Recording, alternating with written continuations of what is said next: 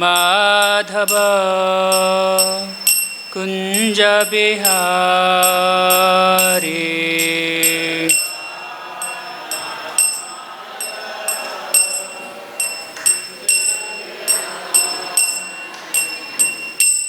जय राधा माधव कुंज बिहारी।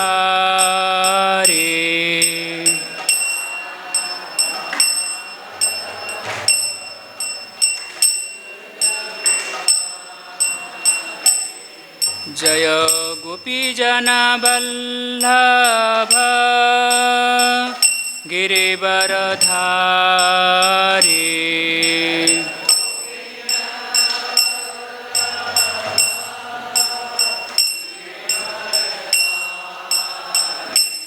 जय गोपीजन वल्लभ गिरिवरधारी।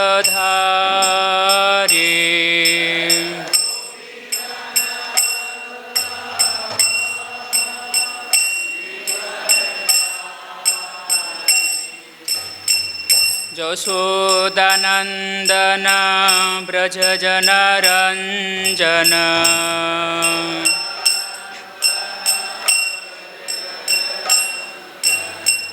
यशोदानंदन व्रज जनरंजन।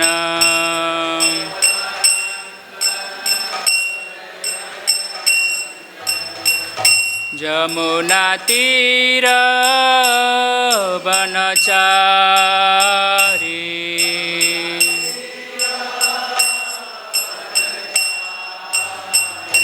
यमुना तीर वनचारी।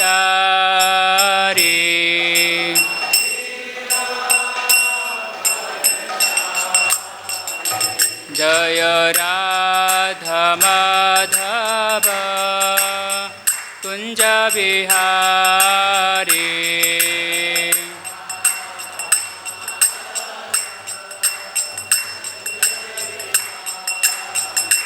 जय राधा माधव कुंज बिहारी।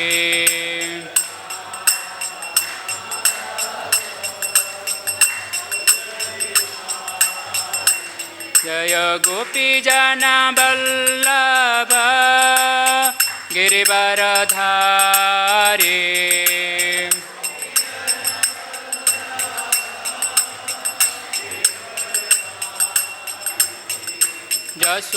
यशोदानंदन व्रज जनरंजन।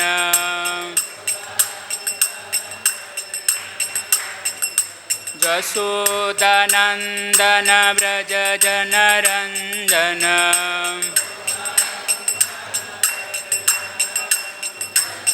यमुना तीर वनचारी।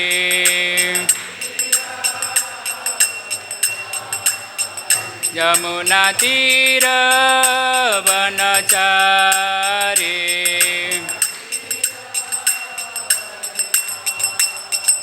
जय राधा माधव कुंज बिहारी।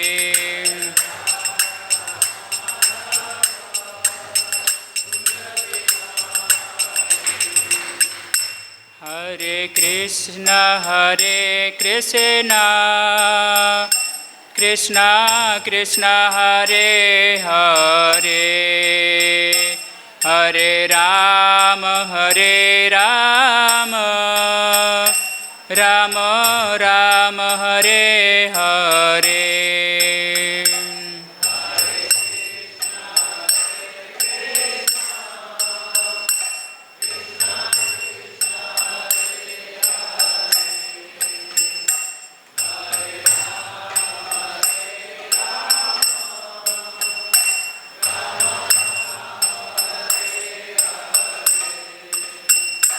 हरे कृष्ण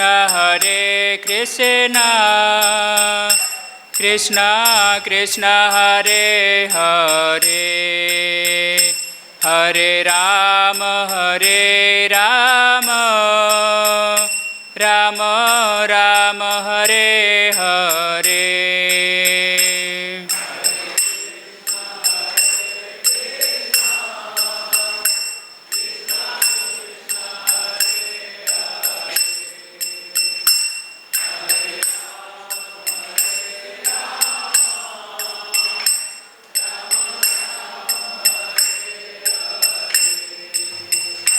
हरे कृष्ण कृष्ण कृष्ण हरे हरे, हरे राम राम राम हरे हरे।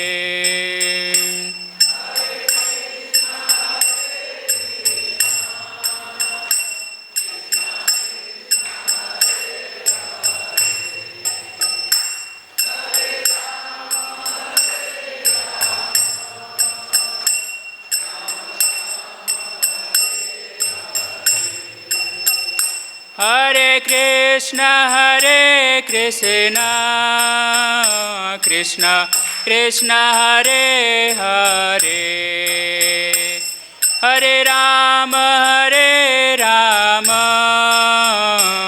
राम राम हरे हरे।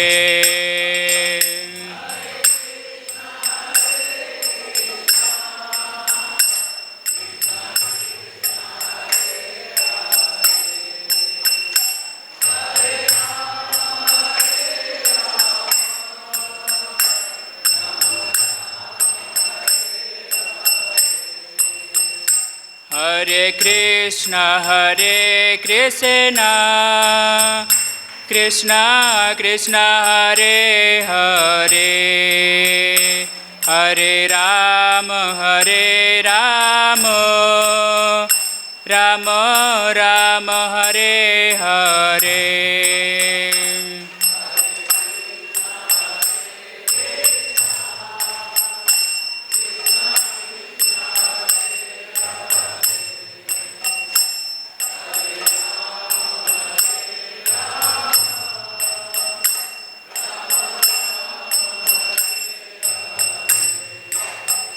हरे कृष्ण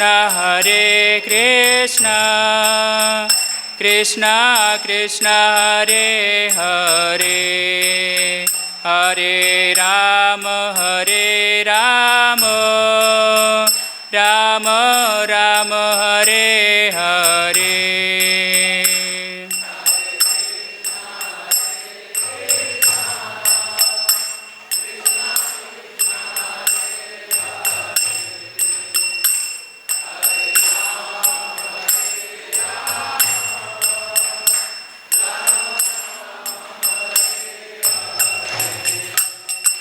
जय गौरनिताय गौरनिताय गौरनिताय, जय गौरनिताय।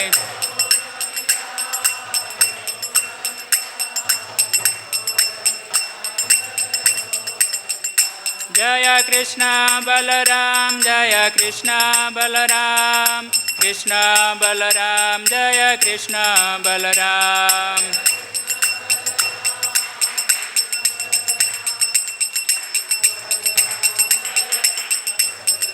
जय राधा श्याम सुंदर राधे।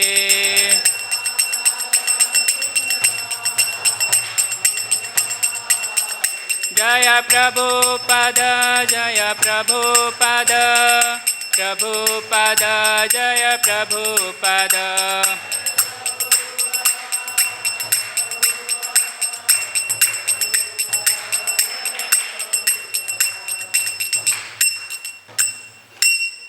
हरिनाम संकीर्तन की जय, समवेत भक्त वृंद की जय, श्रील प्रभुपाद की जय। ओम नमः भगवते वासुदेवाय।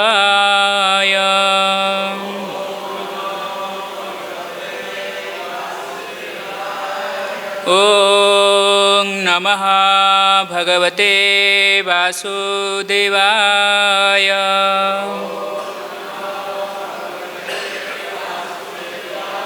ओम नमः भगवते वासुदेवाय।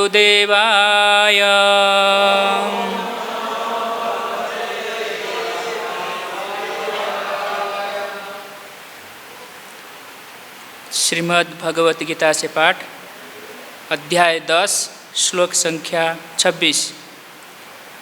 अश्वत्थः सर्ववृक्षाणां देवर्षीणां च नारदः गन्धर्वाणां चित्ररथः सिद्धानां कपिलो मुनिः। अश्वत्थः सर्ववृक्षाणां देवर्षीणां च नारदः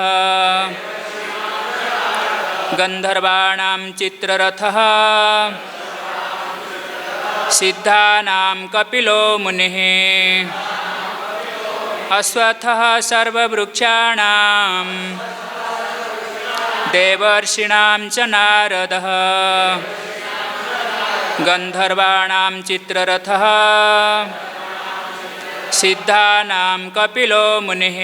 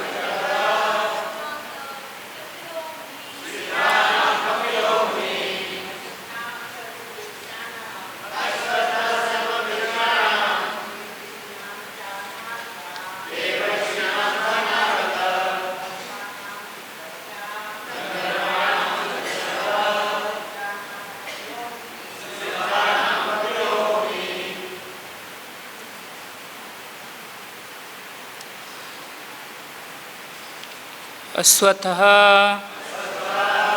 अश्वत्थ वृक्ष सर्ववृक्षाणां सारे वृक्षों में देवर्षिणां समस्त देवताओं में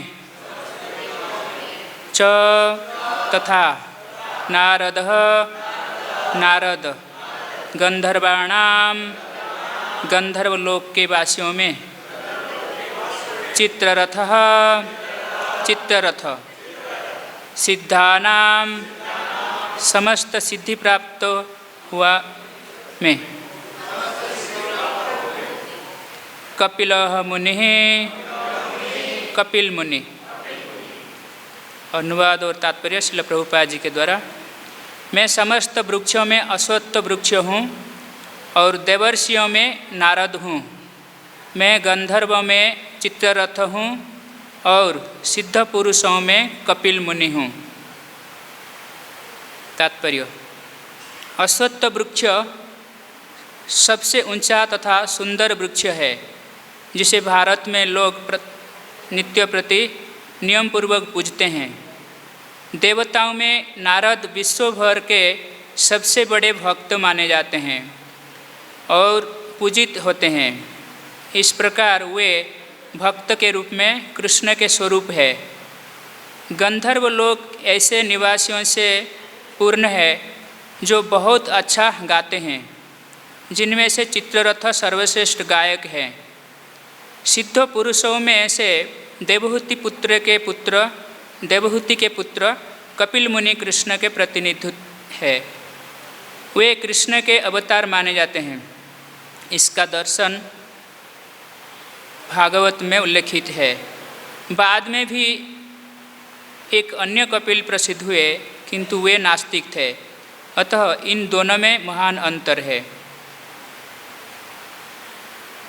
ओम अज्ञानतिमिरन्धस्य ज्ञानं जनशलाकया चक्षुरुन्मीलितं येन तस्मै श्रीगुरवे नमः। श्रीचैतन्यमनभीष्टं स्थापितं येन भूतले स्वयं रूपः कदा मह्यं ददाति सोपदान्तिकं। वन्देऽहं श्रीगुरः श्रीयुतपदकमलं श्रीगुरून् वैष्णवांश्च श्रीरूपं साग्रजातं सहगणा रघुनाथान्वितं तं सजीवं साद्वैतं सावधूतं परिजनसहितं कृष्णचैतन्यदेवं श्रीराधाकृष्णपादान् सहगणा ललिता श्रीविशाखान्वितांश्च। हे कृष्ण करुणा सिंधु दीनबंधु जगत्पते गोपेश गोपिकाकांत राधाकांत नमस्तुते।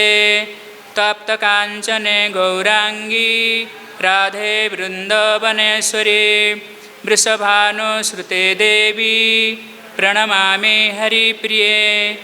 वाञ्छाकल्पतरुभ्यश्च कृपा सिन्धुभ्य एव च पतितानां पावनेभ्यो वैष्णवेभ्यो नमो नमः।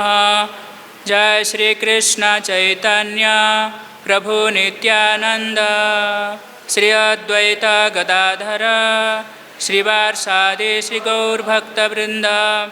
हरे कृष्णा कृष्ण कृष्ण हरे हरे, हरे राम राम राम हरे हरे।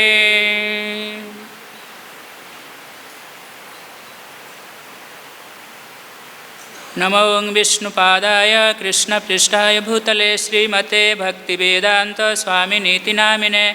नमस्ते सरस्वते देवे गौरवाणी प्रचारिणे निर्विशेष शून्यवादी पाश्चात्य देशतारिणे।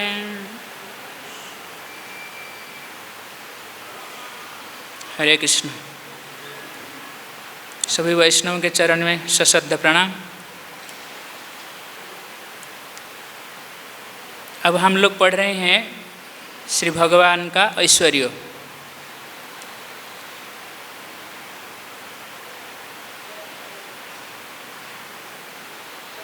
इस अध्याय के प्रारंभ में भगवान श्री कृष्ण ने अर्जुन से बताते हैं कि सुन में परम वचो, कि हे अर्जुन तुम अभी सुनो। जब ये भगवत गीता संवाद है, भगवान बोल रहे हैं, अर्जुन सुन रहे हैं, फिर बीच में भगवान बोल रहे हैं कि सुनो, तो इसका अर्थ है कि ध्यान से सुनो। और क्योंकि मैं परमम वचो, मैं बहुत सर्वाधिक गुह्य ज्ञान बताने जा रहा हूँ। तो वो सर्वाधिक गुह्य ज्ञान जो है भगवान पिछले श्लोक में बताए हैं, पिछले अध्याय के, जो मनमना भव मदभक्त मज्जाजी मांग नमस्कुरु, इस श्लोक में बताए हैं। ये जो श्लोक है ये फिर 18वें अध्याय में अंत में जो गीता का उपसंहार करेंगे भगवान, तो ये श्लोक बताएंगे। यानी भगवान ने गीता में गुह्य ज्ञान के बारे में बताते हैं कि आत्मा क्या है, शरीर क्या है, और फिर परमात्मा के बारे में ब्रह्म के बारे में बताते हैं। आत्मा या ब्रह्म के बारे में जो ज्ञान है गुह्य ज्ञान है। फिर बताते हैं परमात्मा के बारे में, ये गुह्यतर ज्ञान है। फिर बताते हैं भगवान के बारे में, ये गुह्यतम ज्ञान है। और फिर बताते हैं सर्वगुह्यतम ज्ञान, यानी गुह्यतम में भी सर्वाधिक गुह्य ज्ञान।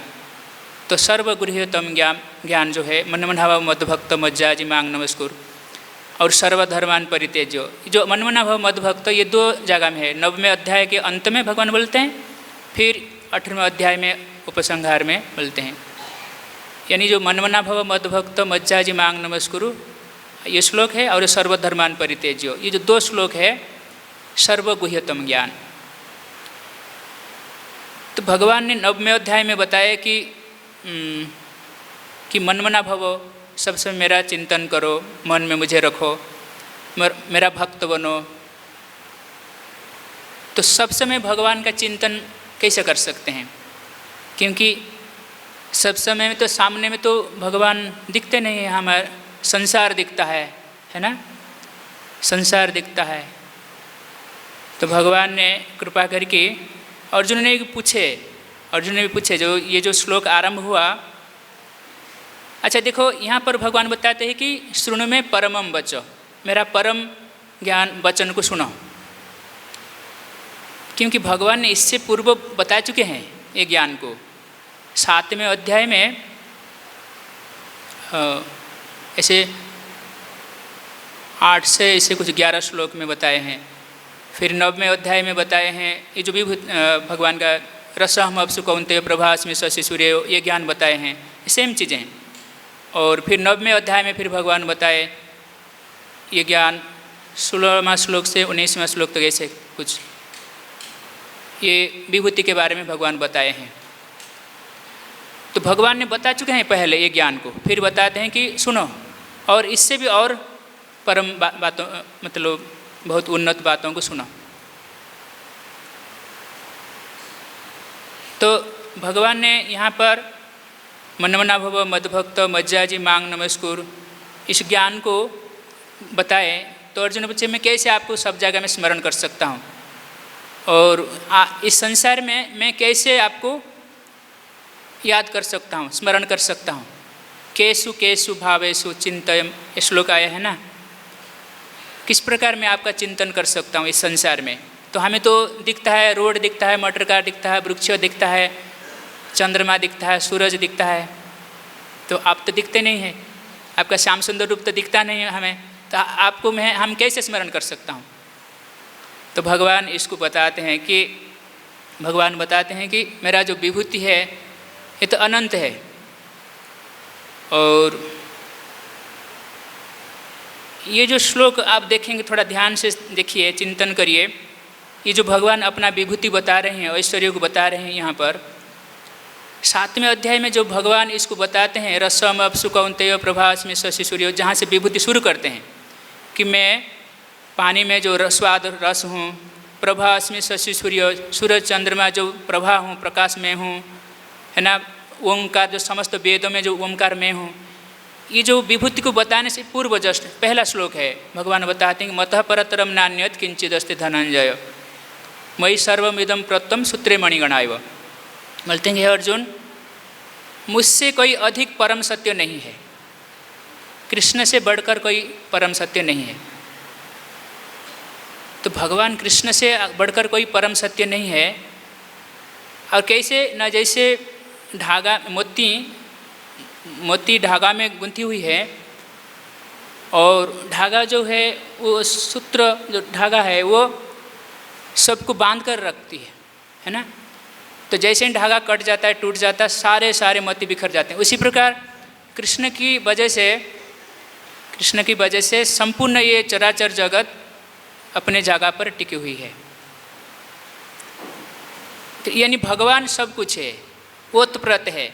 जैसे हमारा कपड़ा है, श्रीमद् भागवत में बताते हैं, जैसे वस्त्र है, कपड़ा है, कपड़ा में क्या है, कुछ नहीं, इधर से कुछ धागा गया है और इधर से कुछ धागा है, हॉरिजॉन्टल वर्टिकल धागा है और कुछ नहीं है। सारे निकाल दो, धागा ही धागा मिलेगा आपको, और कुछ नहीं है। वस्त्र क्या है, धागा ही है, इधर से धागा और उधर से धागा, दोनों ओर से, एक और धागा नहीं होने से नहीं होगा।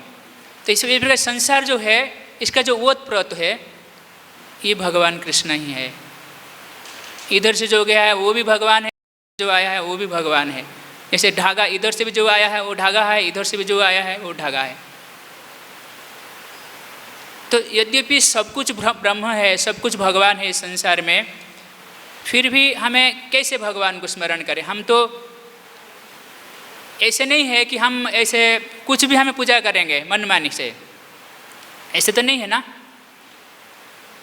भगवत गीता के शुरू से प्रभुपाद जी बताते हैं कि ये जो भगवत गीता है ये एक आस्तिक विज्ञान है, यानी संपूर्ण जगत में सर्वाधिक पठित आस्तिक विज्ञान है ये। आस्तिक विज्ञान और नास्तिक विज्ञान में ये अंतर है। आस्तिक विज्ञान मतलब है कोई ईश्वर है, परमेश्वर है जो नियंत्रण करते हैं, उसके संबंधी ज्ञान। नास्तिक विद्या क्या है? नास्तिक विज्ञान क्या है? सब कुछ विश्लेषण ठीक ठाक है, सिर्फ भगवान को माइनस कर दो, बाकी सब वर्णन करो। भगवान को माइनस कर दो और सारे सब कुछ वर्णन करो। जैसे आज के श्लोक में भगवान बताते हैं कि सिद्धा नाम कपिल मुनि। जो कपिल मुनि क्या हमें ज्ञान दिए? सांख्य ज्ञान। तो सांख्य विद्या हमें प्रदान किए हैं। और एक सांख्य दर्शन हमें मिलता है, षड दर्शन, हमें इसको वर्णन करेंगे। तो यहाँ पर भगवान अपने विभूतियों को वर्णन करते, गिनते हैं, बताते हैं। तो जैसे एक श्लोक में भगवान बताते हैं शुरू से कि अहम आत्मा गुणाकेश सर्वभूताशय स्थितम, कि मैं आत्मा हूँ या परमात्मा हूँ। यहाँ पर आत्मा शब्द का अर्थ परमात्मा, और सभी चर अचरों में स्थित हूँ। ठीक है, भगवान समस्त चर अचर में स्थित हैं। भगवान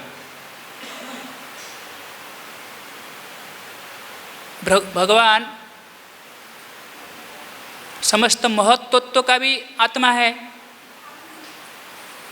कारणोदक साई विष्णु संपूर्ण महत्त्व, यानी संपूर्ण भौतिक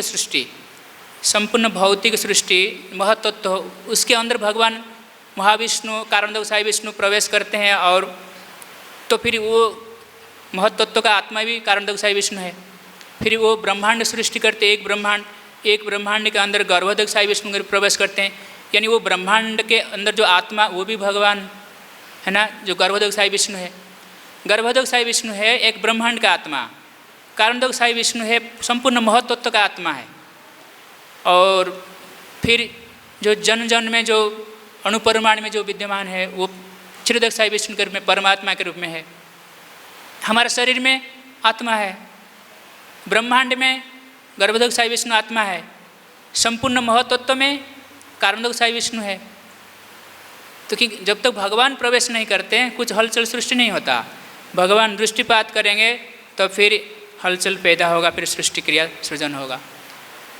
यही होता है जो आस्तिक सांख्य दर्शन और नास्तिक सांख्य दर्शन।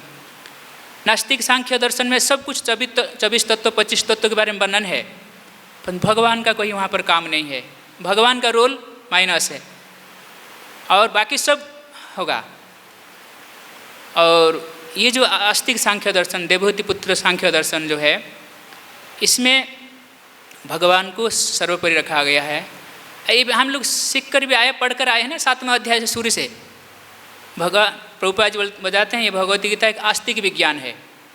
भगवान शुरू से बताते हैं, क्योंकि नास्तिक सांख्य दर्शन बोलता है कि भगवान ईश्वर कोई देव शक्ति, दैवीय शक्ति नहीं है।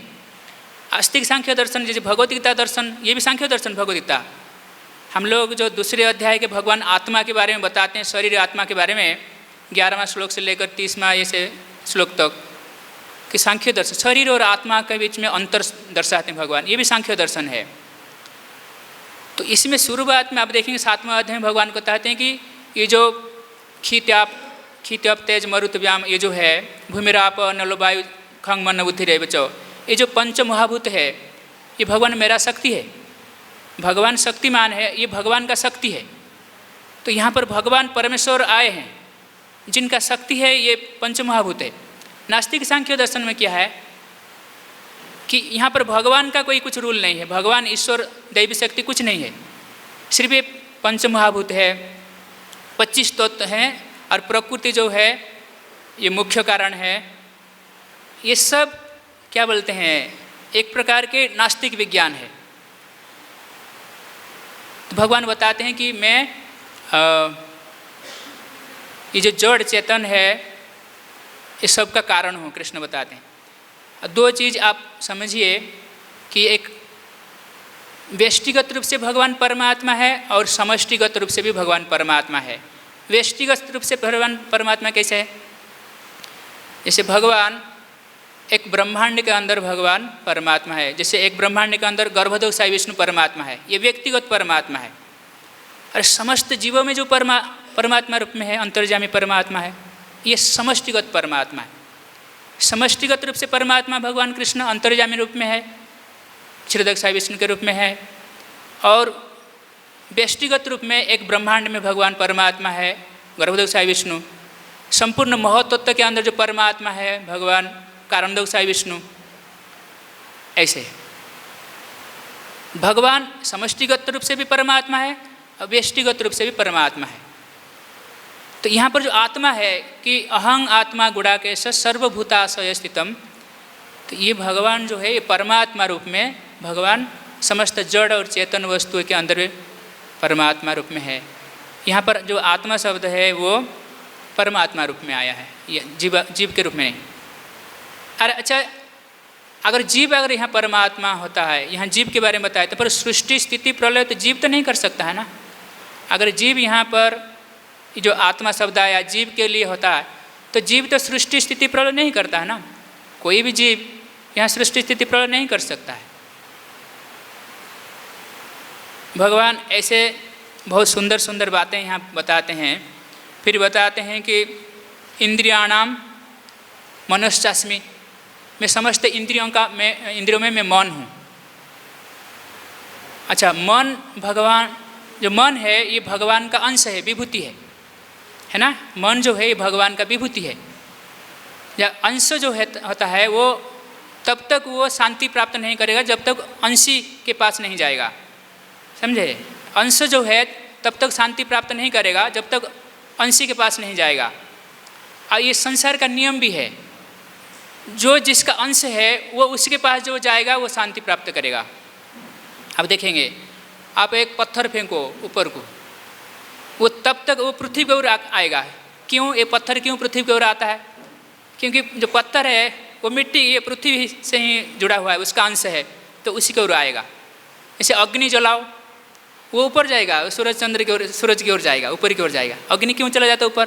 क्योंकि वो सूरज का अंश है, अग्नि का अंश है ना। वायु है ऊपर घूमेगा, उधर चला जाएगा अपने ओर। ऐसे जल आप यहाँ गिरा दो, वो बहुत ज़्यादा गिराओ, जमुना के होते हुए फिर गंगा सागर में जाके पहुँच जाएगा, है ना। क्यों? क्योंकि समुद्र का अंश है जल, वो यहाँ नहीं रहेगा। उसको कितना ऊपर कहाँ कहीं भी रखो, जो अंश होता है वो अंशी की ओर आकृष्ट होता है। जब तक वो अंशी तक नहीं पहुँचेगा तब तक वो शांति प्राप्त नहीं करेगा, वो अंशी तक ही रहेगा। मन जो है वो भगवान का अंश है। हम लोग मन संसार में लगाते हैं, स्त्री पुत्र परिवार में लगाते हैं, धन में लगाते हैं, पूजा मान प्रतिष्ठा में लगाते हैं, कहीं भी शांति नहीं मिलता। आप किसी व्यक्ति को बोलेंगे, भगवान कृष्ण बोलते हैं कि तुम्हारा मन मुझे दे दो और तुम मेरे पास आ जाओ, शांति प्राप्त करोगी। संसार में कहीं देखो, आप घर परिवार में बोलेंगे कि है मेरा मन ले लो, तुम लोग घर में बैठ जाओ, मैं माला जप करता हूँ, आप मेरा मन ले लो। बोलेंगे मन फन की जरूरत नहीं, जाओ पैसा लेके आओ, रुपया लेकर आओ, है ना। कोई भी व्यक्ति तुम्हें पसंद नहीं करेंगे, जाओ कमा के लेके आओ। मन क्या करेंगे हम? भगवान ही एकमात्र व्यक्ति है, बोलते हैं कि तुम्हारा मन मुझे दे दो, बाकी सब कुछ तुम दुनिया को दे दो, तुम्हारा मन मुझे दे दो, तुम शांति प्राप्त करोगे। क्यों? क्योंकि यहाँ पर जो मन है, इंद्रियाणाम मनश्चास्मि, जो मन है वो भगवान का अंश है, यानी विभूति है। विभूति मतलब ये भगवान का अंश है। मन जब अंशी तक यानी परमात्मा परमेश्वर भगवान तक पहुँचेगा, भगवान में लीन होगा, भगवान में रमेगा, तो फिर वह आनंद प्राप्त करेगा। इसलिए भगवान बताते हैं 12वें अध्याय में, मयैव मनम अधस्व, तुम्हारा जो मन है एक मूल्यवान वस्तु की भांति है, तुम इधर उधर तुम्हारे पास रख तो खो जाएगा। तुम तो ऐसे भोले भाले हो, हाँ, संसार में मजते हो तो खो जाएगा, और तुम मेरे पास डिपॉजिट कर दो, कहीं खोएगा ही नहीं, जाएगा नहीं, पूरा स्थिर रूप से रहेगा। मयैव मन अध्वस मयि बुद्धि निवेश है। तो भगवान बताते हैं कि मन जो है वो मेरा अंश है। इंद्रियाणां मनश्चास्मि, भगवान बताते कि समस्त इंद्रियों में मन मैं हूँ। अगर मन को भगवान में नहीं लगाते हैं तो इंद्रियां क्या करेंगे, मन को जबरदस्ती क्या करेंगे, हरति मनस इंद्रियाणि प्रसभं हरति मन, यानी इंद्रियां इतने प्रमाथी है, इतना दृढ़ है, वेगवान है, वो विवेकवान व्यक्ति का मन को भी हर लेके विषय में लगा देगा और इस प्रकार नरक यंत्रणा की ओर रास्ता खुलेगा। तो इसलिए जब हम मन को भगवान को दे देते हैं, क्योंकि मन भगवान का अंश है, तो फिर वो स्थिर रहता, आनंद में रहता है। यही बताते हैं भगवान। तो ये जो बातें भगवान यहाँ बताते हैं, ये विभूति योग में बहुत सुंदर सुंदर बातें बताते हैं, है ना। फिर भगवान बताते हैं कि यज्ञानां जप यज्ञ अस्मि। पिछले श्लोक में आप लोग पढ़ें कि समस्त यज्ञ में मैं जप यज्ञ हूँ। हम लोग यज्ञ क्या जानते हैं, 1-2 क्विंटल घी लाते हैं, उसमें बड़ा सा एक कुंड बनाते हैं, उसमें सब लकड़ी वगैरह, चंदन का लकड़ी हो, तुलसी हो, डालते हैं। बड़े बड़े ब्राह्मण सब बैठे होंगे, बाद से इसमें बड़ा से एकदम श्रुवा खुरपी से इसमें डालते हैं घी, आहुति डालते हैं। स्वाहा वरुणाय स्वाहा, इंद्राय स्वाहा, विष्णुआय स्वाहा, ऐसे ये यज्ञ है। हमारा मतलब ये यज्ञ है। 5वें अध्याय में हम लोग पढ़कर आए हैं यज्ञ के बारे में। 4था अध्याय में भगवान बताए, यानी सर्व कर्म अखिलम पार्थ ज्ञाने परिसमापते। समस्त 2 प्रकार यज्ञ हैं, एक कर्म यज्ञ है, ज्ञान यज्ञ। 2 भाग में मोटे तौर पर विभक्त किया गया है। और समस्त कर्म यज्ञों का एकमात्र लक्ष्य है ज्ञान में परिवेश मैंने पदार्पण करना, ज्ञान में स्थित होना। और ज्ञान क्या है कि हम भगवान का अंश है, भगवान का दास है और भगवान का सेवक है। तो जब ये ज्ञान व्यक्ति को प्राप्त होता है तो फिर वो भगवान का सेवा करता है। तो ये यज्ञों के बारे में बताया गया है कि यज्ञ मतलब हिंदी में आप बोलते हैं, इंग्लिश में बोलते हैं सैक्रिफाइस। सैक्रिफाइस का अर्थ भी है समर्पण, त्याग, है ना। तो जो यहाँ पर जो यज्ञानां जप यज्ञ अस्मि, वास्तव में जो भगवान का नाम इसी श्लोक में भी भगवान बताते हैं। गिराणाम अस्मि ओमकार, अक्षर नाम मतलब भगवान बोलते हैं मैं भी समस्त अक्षर में ओमकार हूँ, प्रणव में ओमकार हूँ। समस्त अक्षर में बताए मैं ओमकार हूँ, कि यहाँ पर 2 श्लोक के साथ संबंध भी है, 2 शब्द के साथ। यहाँ पर जो भगवान बताते हैं कि जप यज्ञ अस्मि, वास्तव में ये अन्य जैसे यज्ञ होता है कर्म यज्ञ, इसके साथ समस्कंद नहीं किया जा सकता, तुलना नहीं किया जा सकता है। ये नाम यज्ञ जो है, भगवान का नाम उच्चारण करना, ये अन्य यज्ञों के साथ तुलना नहीं किया जा सकता है। निष्काम कर्म यज्ञ या देवी देवताओं के लिए जो यज्ञ है, इसके साथ तुलना नहीं किया जा सकता। क्योंकि जो नाम यज्ञ है वो भगवान का जो नाम है और नामी अभिन्न है। तो जब हम भगवान का नाम उच्चारण करते हैं तो साक्षात भगवान ये बात बताते हैं श्रीमद् भागवतम में कि जब व्यक्ति भगवान का नाम उच्चारण करता है, स्वयं भगवान आकर हृदय में नृत्य करते। नारद मुनि बताते हैं व्यासदेव से कि जब मैं नाम उच्चारण करता रहा तो ऐसा लगा कि भगवान श्री कृष्ण मेरे हृदय में आकर नृत्य कर रहे हैं, जैसे बिना कोई बुलाए है उन्हें, वो आ गए और आके इस प्रकार आकर नृत्य करते हैं। ऐसे कि भगवान स्वयं जो है नाम और नामी अभिन्न है, भगवान स्वयं और उनका नाम अभिन्न है। तो इसलिए जो नाम यज्ञ यहाँ पर बताया गया है, ये अन्य यज्ञों के साथ तुलना नहीं किया जा सकता है। दूसरे जो देवताओं के लिए जो यज्ञ है या कोई द्रव्य यज्ञों के साथ ऐसे तुलना नहीं किया जा सकता है। और यहाँ पर जो यज्ञानां जप यज्ञ अस्मि, स्थावराणाम हिमालय, जो हिमालय पर्वत है, जो स्थिर वस्तु में स्थिर वस्तु, जो स्थिर है, जो स्थिर वस्तु है, स्थिर वस्तु में हिमालय प्रधान है। इसी प्रकार जो साधन है, जो भगवत आराधना का जो साधन है, सब में स्थिर साधन है भगवत नाम जप, नाम कीर्तन। जो जप करना मतलब है व्यक्तिगत रूप से जो भगवत नाम उच्चारण करते जप है। जब फिर समष्टिगत रूप से जब हम इसको जप करते हैं, उच्चारित करते हैं, वो संकीर्तन यज्ञ होता है। सेम एक ही चीज़ है।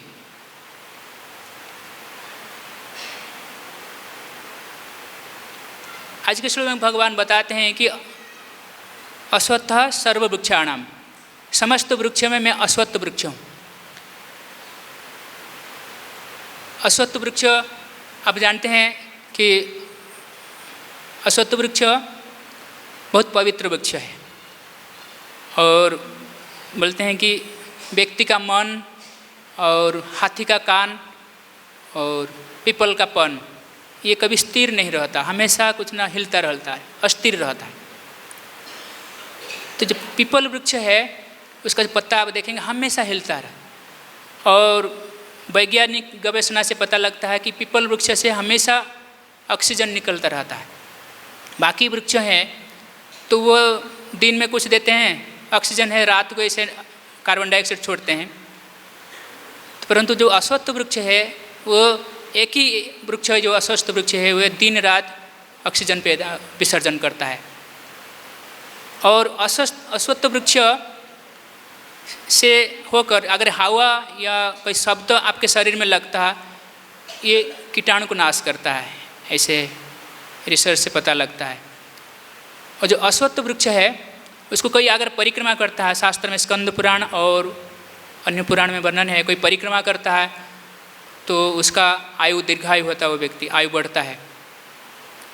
अगर कोई इसमें जल देता है, उपासना पूजा करता है, तो उसका समस्त पाप नष्ट हो जाता है।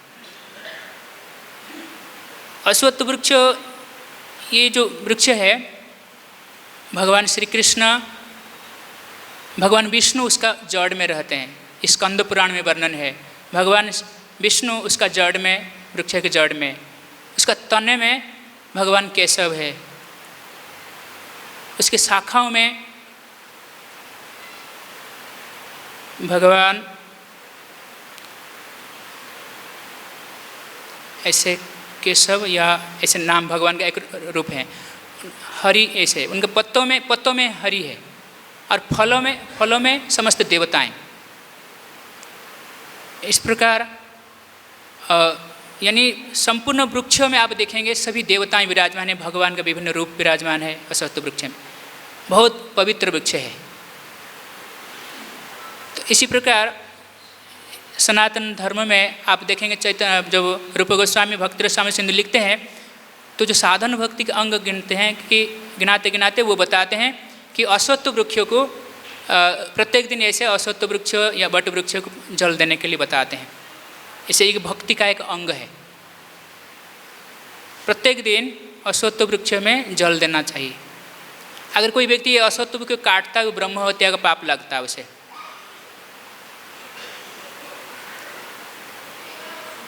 अश्वत्थ सर्ववृक्षाणाम देवर्षिणाम च नारद।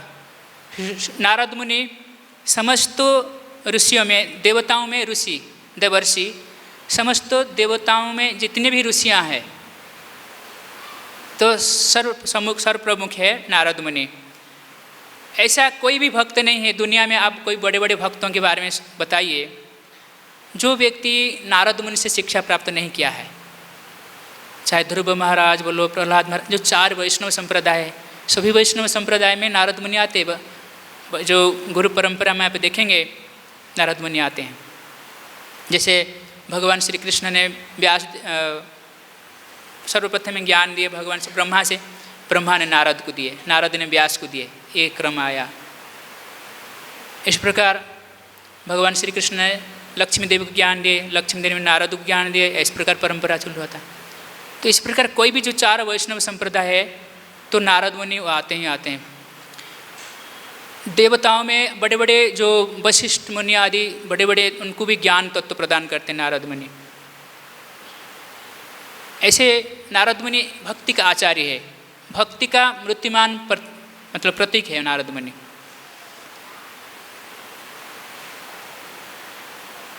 और यहाँ पर बताते गंधर्वाणाम चित्ररथ, जो भी गंधर्व गायन वाद्य करते हैं, गान बजाना करते हैं, तो जो चित्ररथ है ये प्रमुख है।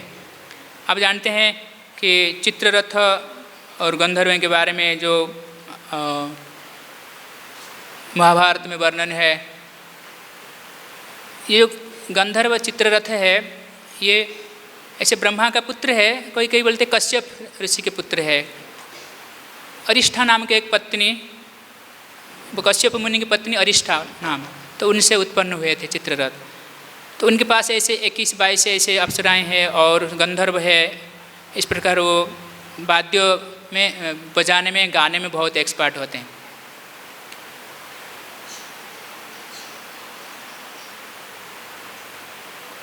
फिर बताते हैं सिद्धानाम कपिलो मुनि।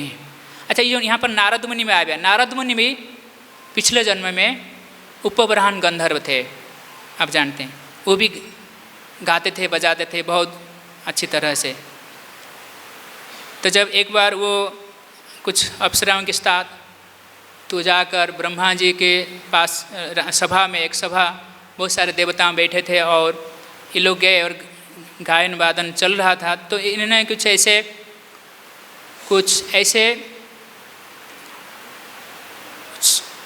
इस प्रकार प्रदर्शन किए, भौतिक चीज़ें का, कुछ भगवान का गुण कीर्तन हो रहा था। ये कुछ देवी देवता का या भौतिक चीज़ों के बारे में कुछ गुण कीर्तन इस प्रकार हास्य परिहास करने लगे। तो ब्रह्मा जी गुस्सा आया, उन्हें श्राप दे दिए, बोले तुम शूद्र बन जाओ। ये शूद्र का काम है इंद्रिय तृप्ति। इस प्रकार आजकल के जो सब आप देखें ना, कॉमेडी शो से लेकर हॉलीवुड बॉलीवुड ये सब जो करते हैं, शूद्र का काम है। 3rd क्लास लोग होते हैं जो इस प्रकार कार्य करते हैं। आज तो बड़े बड़े लोगों का घर के लड़का लड़कियां जाते हैं, सब करते हैं, पर ये कार्य जो होता है शूद्र का काम होता है। नीच 3rd क्लास के लोग होते हैं जो करते हैं। तो ब्रह्मा जी ने उन्हें श्राप दिया तुम शूद्र बन जाओ। तो वो शूद्र बन गया, एक दासी पुत्र के रूप में फिर जन्म ग्रहण किया। फिर उन्होंने सभाक्रम में जो चतुर्मास चल रहा था वो कुछ साधु संतों का सेवा करने लगे। फिर साधु संतों का सेवा करने के बाद उन्हें, तो साधु संतों का आज्ञा से कुछ उनका उच्चिष्ट भोजन का उच्चिष्ट ग्रहण किया, छोटा जो बालक था। तो वो ग्रहण करने के कारण तो उनके हृदय में समस्त पाप नष्ट हो गया। और फिर ये साधु संतों ने कथा कीर्तन करते थे, चातुर्मास्य में 4 महीने एक जगह रहते थे। तो इस कथा कीर्तन सुन के उनके हृदय में भगवान के प्रति भक्ति बढ़ने लगा धीरे धीरे। और जो उच्चिष्ट खाया उन्होंने साधु संतों का, तो उससे उनका हृदय कलमश से मुक्त हुए और भक्ति का संचार हुआ। फिर बाद में 5 साल की उम्र में माता का देहांत हो गया, दूध दोहने के लिए गई थी। फिर बाद में उन्होंने उसे भगवान का कृपा समझे और फिर उत्तर दिशा की ओर चले गए। जाकर फिर उन्होंने एक जगह में एक पीपल के वृक्ष, ये पीपल के पेड़ आए ना, पीपल के वृक्ष के नीचे बैठकर तपस्या कर रहे थे। तपस्या करने के बाद भगवान को उन्होंने दर्शन किए, कृष्ण को दर्शन करने के बाद फिर उन्होंने झलक सा दर्शन किए। फिर उन्होंने प्रयास किए दोबारा कि और भगवान का दर्शन करें, उठ खड़ा हो गए। फिर बैठ के दर्शन करने के लिए और दर्शन नहीं दिए भगवान ने उन्हें। तो एक आकाशवाणी आया कि देखो नारद, अब तुम मुझे और दर्शन नहीं कर सकते हो। जिन लोगों का साधना पूर्ण नहीं हुई है अब तक, वो लोग मुझे प्राप्त नहीं कर सकते हैं। तो नहीं, ऐसा नहीं है कि भगवान का दर्शन हो गया बस मेरा धन्य हो गया, नहीं। तुम्हें साधना करना पड़ेगा, भगवत धाम जाने के लिए योग्य होना पड़ेगा। ऐसा नहीं कि बस मैं तो हो गया, मैं जितना कर लिया, नहीं, तुम्हें उसके लिए योग्य होना पड़ेगा। काम, क्रोध, लोभ, मोह, मद, आश्चर्य अंदर में जो है, जो कलमश भर कर रखे हैं हम लोग छुपा के, हम सोचते ये सारे हमारा धन है ना। व्यक्ति सब छुपा के रखते हैं, उसको दिखाते नहीं, किसी को भी नहीं दिखाते और छुपा के रखते हैं, बोलते हैं ये सब हमारा धन, असल धन है। तो जब तक इसको सब फेंकते नहीं, नष्ट नहीं करते, तब तक हम भगवान को प्राप्त नहीं कर सकते। भगवत धाम जाने के बाद तो दूर की बात है, देख भी नहीं सकते। तो इसी प्रकार नारद मुनि ने फिर इस प्रकार जब करने लगे, भक्ति साधना करने लगे, फिर भगवत धाम उन्होंने गए। सिद्धानाम कपिल मुनि, जितने भी सिद्धि प्राप्त करने वाले हैं, यानी कपिल मुनि ऐसा नहीं कि योगाभ्यास करके उन्होंने सिद्धि प्राप्त की, नहीं। कपिल मुनि जन्म से सिद्ध हैं। कपिल मुनि भगवान का अवतार है।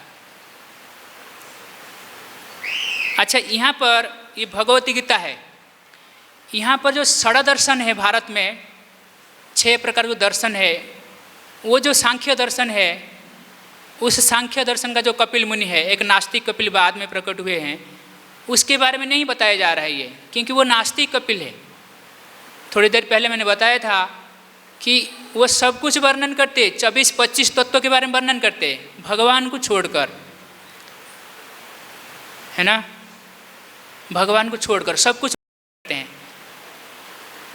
कोई जैसे मान लो भगवान बताते हैं श्रीमद् भागवतम में, और यह भगवद्गीता में बोलते हैं कि अहम एवाग्रे असमाग्रे, अहम एव असमाग्रे, कि जब कुछ भी नहीं था, ये सृष्टि नहीं था, ये सूर्य चंद्र कुछ भी नहीं था, मैं विद्यमान था, है ना। भगवान बताते हैं कि सबसे पहले मैं विद्यमान था, कुछ भी नहीं था जब, तो जब सृष्टि पृष्टि कुछ भी नहीं था, भगवान विद्यमान थे, बाद में सृष्टि आया। तो नास्तिक सांख्य दर्शन क्या बोलता है कि भगवान या ईश्वर या देवता का कोई कार्य नहीं है। यहाँ पर जो भौतिक तत्व है, प्रकृति है, बोलते हैं कि जो 25 तत्व है, भूमि, जल, अग्नि, वायु, आकाश, मन, बुद्धि, अहंकार, ये सब जो, तो फिर और सारे चीज़ें तत्व जो है, बोलते हैं कि ये जो तत्व है, इसमें जो प्रकृति तत्व है, प्रकृति तत्व से बुद्धि आता है। ये नास्तिक कपिल का सिद्धांत, प्रकृति तत्व से, प्रकृति मतलब क्या है, प्रकृति मतलब जड़ वस्तु, मैटर। ये नास्तिक सांख्य दर्शन देखो, सब बोलते हैं ना कि ये सब एक ही थैली के चट्टे बट्टे हैं, ये सब देखेंगे ना। नास्तिक कपिल क्या बोलता है, बोलते हैं कि जो प्रकृति है, जो जड़ वस्तु है, जैसे एथिस्ट साइंटिस्ट बोलते हैं कि केमिकल इवोल्यूशन बोलते हैं, कि केमिकल से जीवन तत्व सृष्टि हुआ। तो वो भी इस नास्तिक कपिल वही बताता है, वही सिद्धांत बताता है कि जो मैटर है, प्रकृति से बुद्धि आया, बुद्धि से फिर आत्म तत्व यानी अहंकार आया, अहंकार से पंच सूक्ष्म तत्व आया, जैसे भूमि, जल, अग्नि, वायु, आकाश, इसका सूक्ष्म रूप आया। फिर इसके बाद इसका स्थूल रूप आया, भूमि, जल, अग्नि, वायु, आकाश। इसके बाद इस प्रकार आया इस प्रकार बताते हैं वो लोग। यानी और यहाँ पर भगवान 7वें अध्याय में क्या बताए भगवान कि भूमि, जल, अग्नि, वायु, खंग, मन, बुद्धि च अहंकार इत्यो में भिन्ना प्रकृति अष्टधा। ये जो प्रकृति है, ये सांख्य दर्शन भी बोलता है ये प्रकृति है, और कृष्ण बोलते कि ये जो प्रकृति है, कृष्ण बोलते ये मेरा प्रकृति है। तो इसलिए ये आस्तिक विज्ञान है भगवती गीता। आस्तिक विज्ञान नास्तिक विज्ञान समझे। नास्तिक सांख्य दर्शन बोलता है कि ये जो प्रकृति है, ये जड़ तत्व वस्तु, ये जो 25 प्रकार जो तत्व है, ये ऐसे ही अपने आप है, इसका कोई ओनर नहीं है, कोई कंट्रोलर नहीं है, कोई ईश्वरीय शक्ति कुछ नहीं है, ये सब मैटर है। ये भौतिक जड़ पदार्थ से ये फिर क्या सृष्टि हुआ, जीवन शक्ति से शुरू हुआ, फिर बाद में बताएंगे लास्ट में ज्ञान शक्ति शुरू हुआ नास्तिक सांख्य दर्शन में। परंतु भगवान कृष्ण यहाँ गीता में बोलते हैं कि ये जो प्रकृति सूर्य, जो प्रकृति में जो पहला पंचमहाभूत है, भगवान बोलते हैं ये जो मेरा ये है, और मन बुद्धि अहंकार जो तीनों सूक्ष्म तत्व है, ये मेरा प्रकृति है। 8 प्रकार की जो भिन्ना प्रकृति है, ये मेरा है। यहाँ भिन्ना प्रकृति क्यों भगवान बताते हैं, सेपरेटेड एनर्जी क्यों बताते हैं भगवान, क्योंकि जो अंतरंग शक्ति हुआ निजा अपना शक्ति, अंतरंग शक्ति बहिरंग शक्ति 2 शक्ति है ना। जो अंतरंग शक्ति वो भगवान का अपना शक्ति है, और जो बहिरंग शक्ति है जड़ शक्ति। ये जो जड़ प्रकृति है, जड़ शक्ति है, ये भगवान श्री कृष्ण का शक्ति है, ये भी भगवान का है। इसलिए ये आस्तिक विज्ञान है। कृष्ण इसका ऑनर है, कंट्रोलर है, ईश्वर है, नियंत्रण करते हैं। तो इसी प्रकार जब और एक है वैशेषिक ज्ञान है, और वैयक्तिक ज्ञान, ऐसे कुछ और एक ज्ञान है जो चार्वाक मुनि का ज्ञान है, चार्वाक सिद्धांत। चार्वाक सिद्धांत नास्तिक कपिल सेम है। और एक है व्यासदेव का एक शिष्य है जैमिनी, बुद्धि कहाँ चला गया पता नहीं, व्यासदेव के शिष्य भगवान का शिष्य है। जैमिनी ने मीमांसा ज्ञान दे दिया। अब मीमांसा में क्या है, मीमांसा यही बोलते हैं, मीमांसा बोलते हैं कि जो कर्म ही सिद्धांत है, जो कर्म ही कारण है, कोई दैवी ईश्वरीय शक्ति का कोई यहाँ महत्व नहीं है, वो वेद मानता है। ये नास्तिक कपिल जो है सांख्य दर्शन है, ये भी वेद मानता है, दोनों वेद मानते हैं, दोनों में भी अंतर है। नास्तिक कपिल बोलता है कि जो वेद है ये हर कल्प में परिवर्तन होता है, वेदों का जो अक्षर है। परंतु यहाँ जो जैमिनी बोलते हैं, जो मीमांसा है, कर्म मीमांसा या पूर्व मीमांसा है, ये बोलता है कि ये वेद का जो अक्षर है ये परिवर्तन नहीं होता। ये बोलते हैं कि जो वेद है, जो वेद का जो शब्द है यही ईश्वर है, ये ही सब कुछ है और कुछ नहीं है।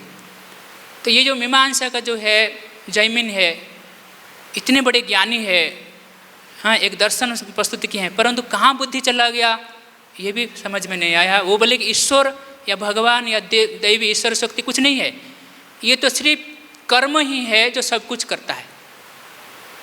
जो वेद मंत्र, और बोलते हैं कि जो अगर ईश्वर है तो बोलते हैं कि वेद मंत्र यानी वेद का जो अक्षर है वो ईश्वर है, पर वो भगवान को नकार देते हैं। फिर बोलते हैं कि जो वेद का जो शब्द है वही सब कुछ है, यज्ञ वगैरह। यानी जो वेद का जो 4 भाग है, ब्राह्मणक, आरण्यक और संहिता, उपनिषद, जो ब्राह्मण है, जो आरण्यक है, जो 2 है, इससे वो जैमिनी सिद्धांत लेते हैं। जो पूर्व मीमांसा है ये कर्म मीमांसा का सूत्र लेते हैं।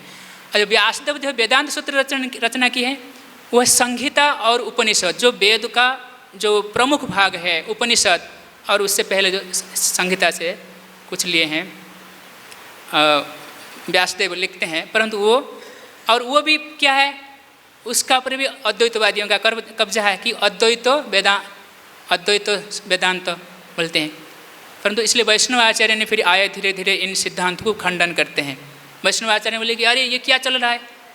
शंकराचार्य ने फिर वेद को लेकर आए, फिर वो फिर अद्वैतवाद को और फैला दिए।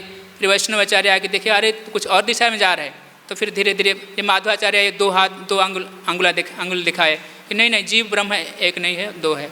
इसी प्रकार आस्तिक नास्तिक ये सब जो है अद्वैत सिद्धांत है, ये जो आप तथाकथित सिद्धांत षड़ दर्शन है, व्यासदेव को छोड़कर सब एक ही थैली के चट्टे बट्टे हैं। हरे कृष्णा। यहीं पर रखते हैं महाराज ने क्लास। श्रीमद् भगवद गीता की जय। श्रील प्रभुपाद की जय।